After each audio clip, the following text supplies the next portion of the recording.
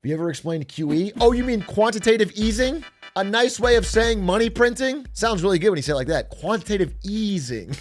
Oh, we're just easing the numbers. It's so easy. Quantitative easing is this. Just this, it's worth understanding. We started doing it after 2008. Quantitative easing is this. When the government needs money, let's say to bail out a bank or to buy a tank. A poet didn't even know it. The government, this is the White House. This is the White House. Okay, well, it's not very good, okay? When the White House needs money to buy something, let's say it's a tank or bail out a bank, and they don't have it from taxes, they borrow it. So it's an IOU. And they issue this IOU and they say, who wants to buy our IOU? Quantitative easing is getting your friend, Jerome Powell, in the Treasury. I can't draw a printer. This is a money printer. To print out a bunch of dollars and buy the IOU. Here's the deal. Actually, I'll probably explain it even simpler. The government wants to buy something it can't afford yet. If they print the money, the printer is me. You can see on there. If they print the money, that's bad. That causes inflation. Nobody wants that. If you just print the money and buy the tank, print the money and bail the bank, it's bad. Inflation. Nobody wants that. However, they invented something called QE, quantitative easing, that says if we put out an IOU and have them print the money and buy the IOU, that's not printing money. That's not inflation. That's fine.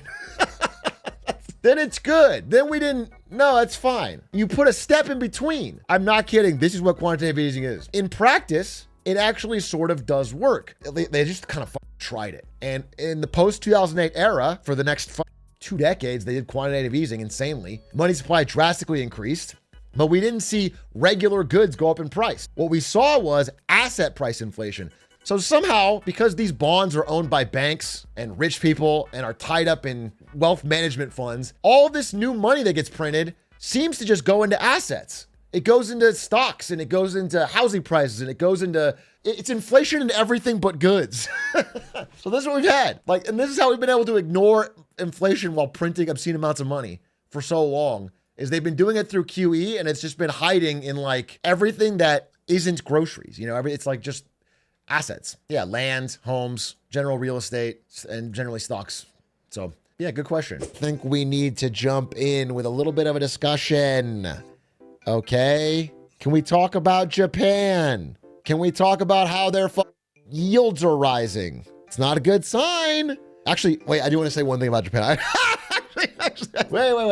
I tricked myself into an actual discussion point. This is in my bookmarks, I think. There it is. As you guys know, the Japanese yen, their currency, has been getting weaker and weaker and weaker. Many reasons for this, but perhaps most obviously is their government's massive unanswerable debt, which they can constantly print money to handle. So it's getting weaker. They've always stopped this by using the dollars they have to do random middle of the night mass purchases of yen. So Japan's government owns a bunch of dollars and randomly out of nowhere, they'll buy a bunch of yen with those. And what that does is it up all the currency speculators. People that are betting that the yen will go down get destroyed. They get wiped out, and then they get scared to bet against it. So basically, they do these random things to try and scare people away. But it works less and less every time because people, they just go right back to it.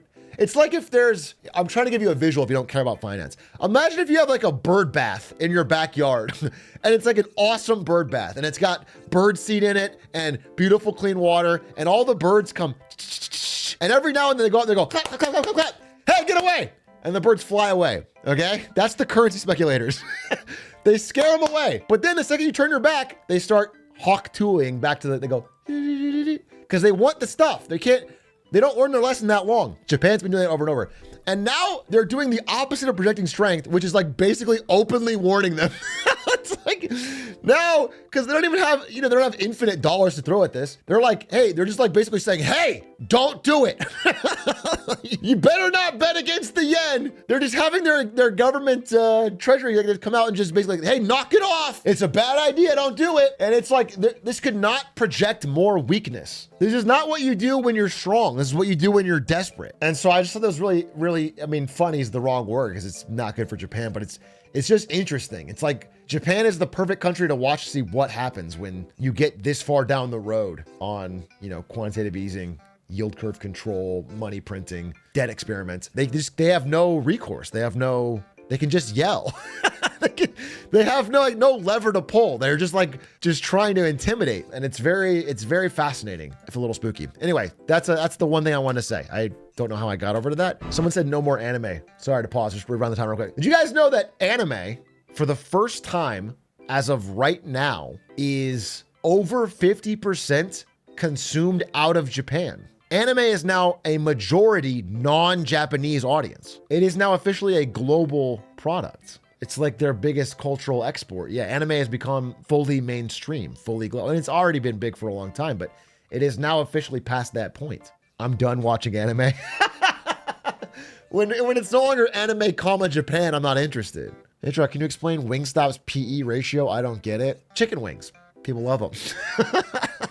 The more you dive into some of the stocks in this market, you realize that no one can explain them and that it will eventually correct. There's no other way around it. What's the purpose of stocks other than gambling? It's actually a great question. I think people think this. The purpose of stocks in actuality is not to gamble. It's not to speculate. It is to own a small piece of a company, to be a partial owner of a wealth creating vehicle. Stocks, when handled right, are an incredible way to invest and to diversify risk. If you think about it like an investor, where it's a piece of a company you'd like to own and have a small claim on the profits of, it's really smart. But when you gamble on it and you make it all about the stock price and where it's going to go in the short term, it's a casino. Investing is stupid. I don't like to make money without doing shit. Well, okay, I understand that, like, the purpose of investing. The problem is, there's so much liquidity, printed money floating around. There's so much bad actors. There's so much froth in the markets that this is a weird time to talk about the normal purpose of investing. But the idea is that by putting your money in the most productive areas, you are benefiting everyone. So a good investor that finds a company that's better at making things or better at doing things or better at running efficiently or has better management is doing something. It sounds like they're doing nothing, but by putting their money there, they are, in a small part, realigning the market so that the money goes to the good things, the things that work. The problem is unproductive shit does just fine in this market. Bad, wasteful, scammy companies like Carvana are profiting off this market just fine. The incentive is not good. We don't have a good normal mechanism where the wheat and the chaff get separated. But that's how it works in a normal system. Why is diversification so important? I would like you to answer that question. I want you to just think about it. I want you to just like read it out loud and think about it. Why would it be so important? It's not DEI. It's not a DEI for your stocks. It's obvious that if there's 3 things to invest in, let's say there's a banana farm, Balloons reference, I don't know, there's a bank, and there's a, what's another Balloons thing? And there's a military contractor that makes darts.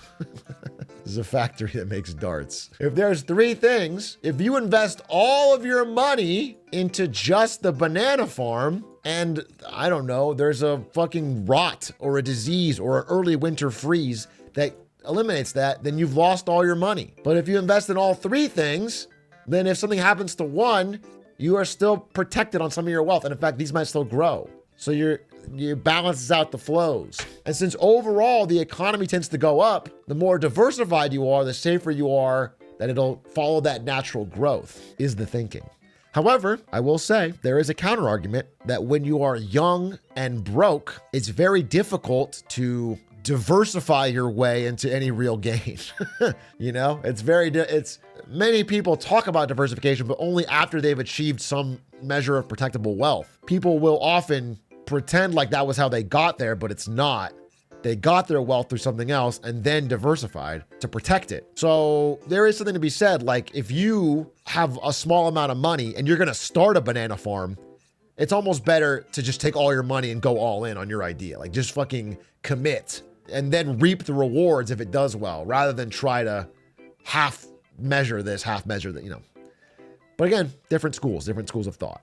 But that's why diversification is important. It protects your wealth from black swan events in one area. H-Rock, check your DMs. Very important. Is it actually very important? It's a 25-second video and it's called Get to Twerk. So I don't think it's that important.